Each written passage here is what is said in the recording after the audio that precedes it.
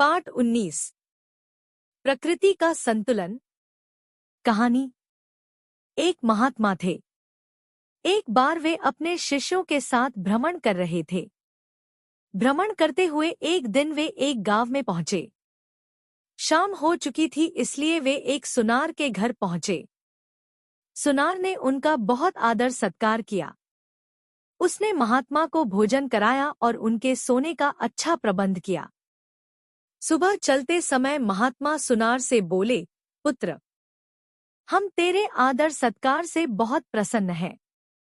हम तुझे 3 वरदान देना चाहते हैं।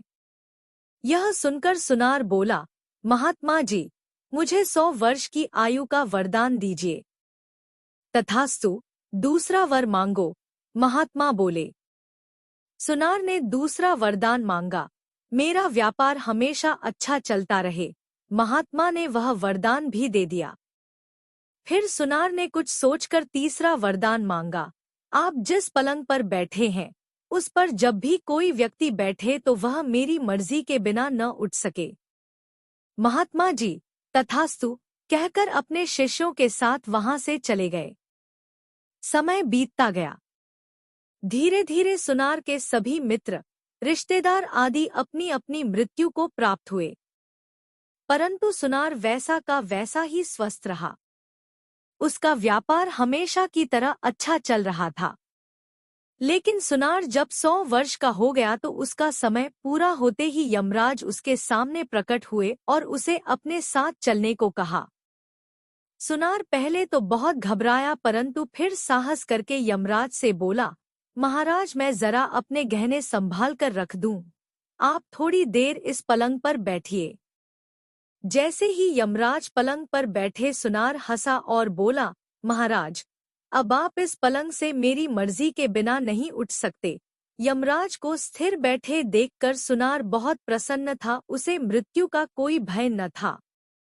उसे मांस खाने का बहुत शौक था। उसने एक बकरे को पकाकर खाने की सोची।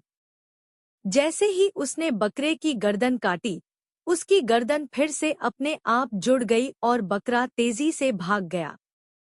सुनार को यह देखकर बहुत आश्चर्य हुआ, परंतु वह जल्द ही समझ गया कि यमराज मेरी कैद में है।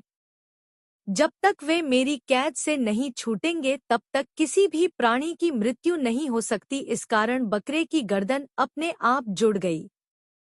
वह बहुत प्रसन्न भी हुआ कि अब कोई व्यक्ति अपने सगे संबंधियों व मित्रों से अलग नहीं होगा। 1 साल में ही किसी के न मरने पर प्राणियों की संख्या निरंतर तेजी से बढ़ने लगी। लाखों सांप, चूहे, मछली, कीड़े-मकोड़े पैदा होते रहे और मरा कोई नहीं। जीव जंतुओं, कीड़े-मकोड़ों ने खेतों की सारी फसलें खाकर नष्ट कर दी। फलों को भी पशु पक्षियों व कीड़ों ने चट कर डाला। नदियों और समुद्रों में मछलियों, मगरमच्छों और अन्य जंतुओं की इतनी संख्या हो गई कि उनका पानी पीने योग्य न रहा और चारों ओर बदबू हो गई। इस प्रकार प्रकृति का संतुलन बिगड़ गया। मनुष्यों को जीव जंतुओं की इतनी संख्या देखकर डर डर कर जीना पड़ रहा था। सुनार को धरती की यह दशा देखकर बहुत दुख हुआ। उसे अपनी गलती का अनुभव हुआ। सुनार ने अपनी गलती मान ली और सोचने लगा कि मृत्यु के बिना सब अधूरा है। प्रकृति का संतुलन बने रहने के लिए मृत्यु अनिवार्य है। सुनार अपने घर आया और यमराज से क्षमा मांगी। उसने यमराज को मुक्त कर दिया।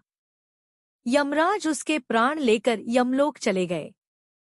इसके बाद प्राणी मरने लगे और धीरे धीरे प्रकृति का संतुलन सुधर गया और फिर से सभी मनुष्य प्रसन्नतापूर्वक रहने लगे। जीवन मूल्य।